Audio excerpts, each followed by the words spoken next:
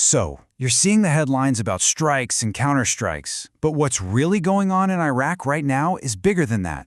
It's the whole nature of warfare changing right before our eyes. We're going to break down how a fight between nations is now being fought on the ground by this web of proxy forces, and what that means for everyone. Okay, let's set the scene. We're in Iraq. The year is 2026. And no, this isn't some far-off sci-fi story. It's a very real projection of the tensions that are building up today. Think about the streets of Baghdad or Erbil, where the quiet of the night isn't peaceful anymore. It's suspenseful. In this new reality, you actually learn to listen for the silence, because what comes after it is usually that low, buzzing hum of a drone or the sudden whistle of a rocket coming in. That's the new soundtrack to this new kind of war. So what kicks all of this off? It starts with a series of very specific targeted strikes. They completely shatter that fragile calm and snap the world's attention right back to these heavily fortified military outposts. Look, these attacks aren't just random podshots. We're talking about a coordinated swarm of drones and projectiles aimed squarely at facilities linked to the U.S. We've seen them near Balad, near Baghdad, and even targeting a really critical hub like Erbil International Airport. The message is pretty clear. And yeah, Iraqi defense systems are knocking some down, but the sheer volume of these attacks tells you this is a well-planned and growing campaign.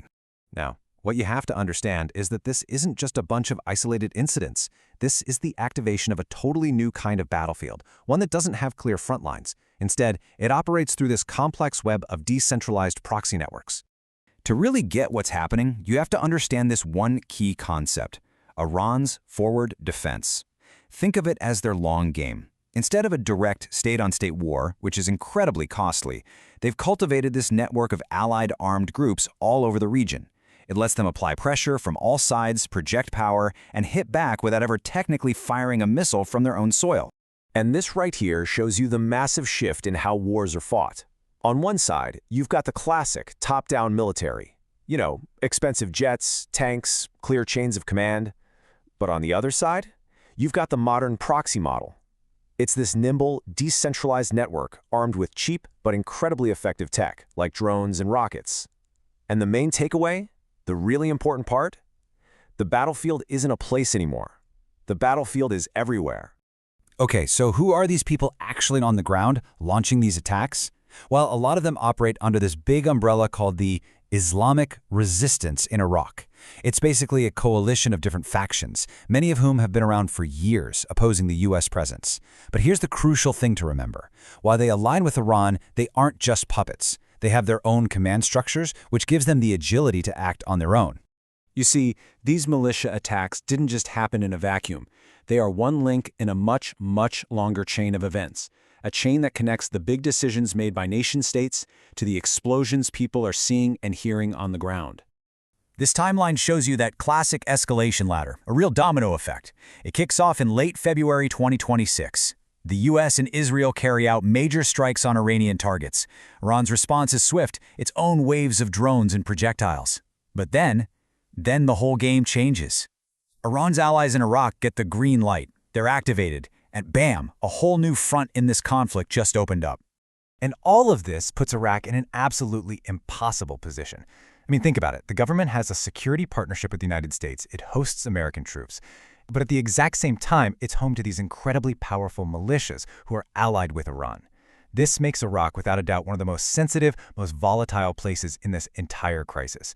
So, you might be thinking, okay, this is a regional conflict. Why does it send shockwaves across the entire globe? Let's break down how this actually has a tangible impact on all of us, no matter where we live. It's a totally fair question, right?